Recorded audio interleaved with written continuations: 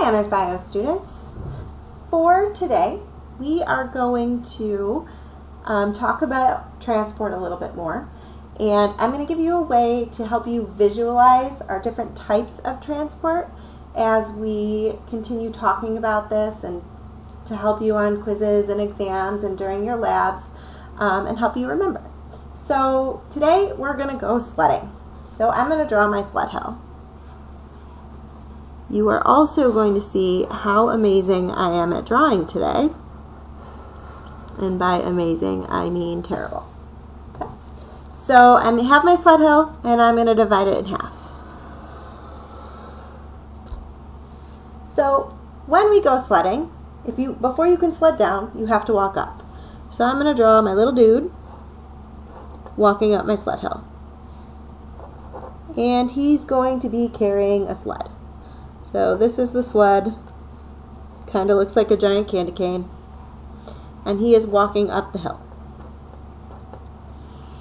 So if he's walking up the hill, he's going from low elevation to high elevation.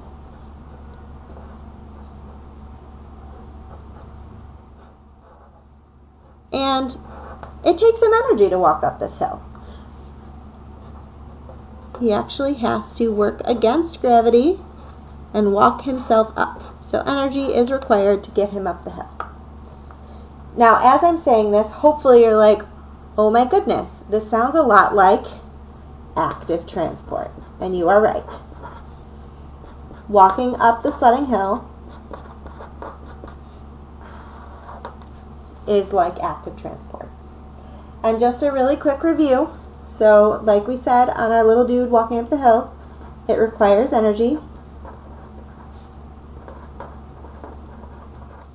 It's going from low to high concentrations.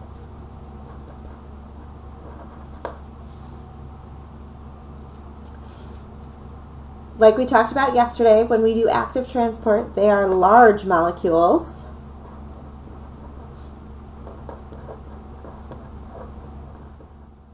And in my membrane, active transport happens across those transport proteins.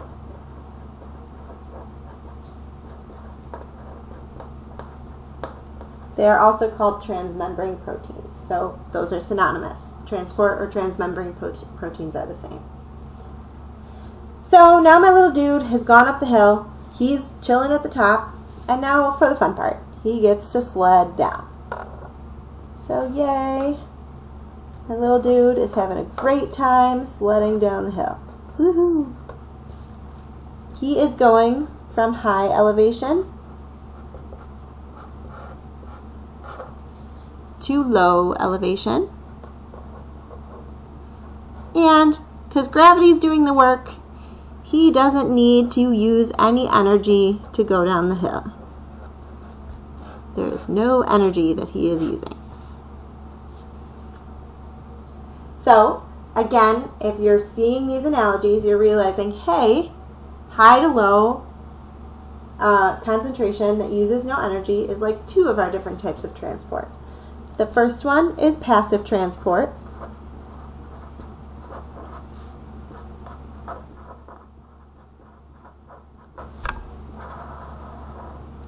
And the second type is facilitated transport.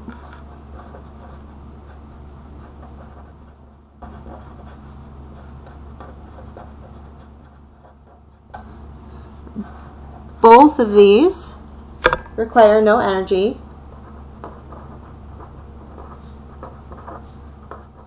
and go from high to low concentration.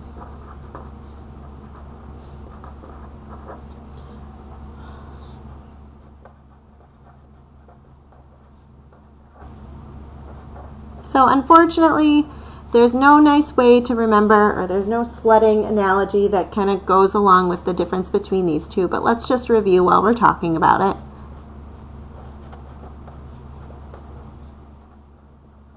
So passive transport is going to go through the phospholipid bilayer.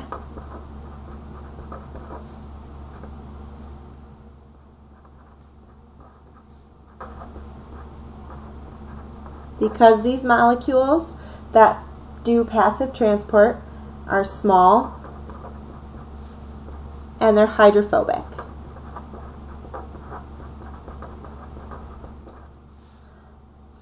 So as we know with our lipid bilayer, we have our phospholipids that line up like this, and they have the tails. My tails are hydrophobic, so anything that is hydrophilic and tries to come through, these tails are going to be scared of, so they won't let them go through. But if they're hydrophobic, the tails aren't scared of them, so it can pass right on through that lipid bilayer. On the other hand, facilitated transport is going to go through those transport or transmembrane proteins.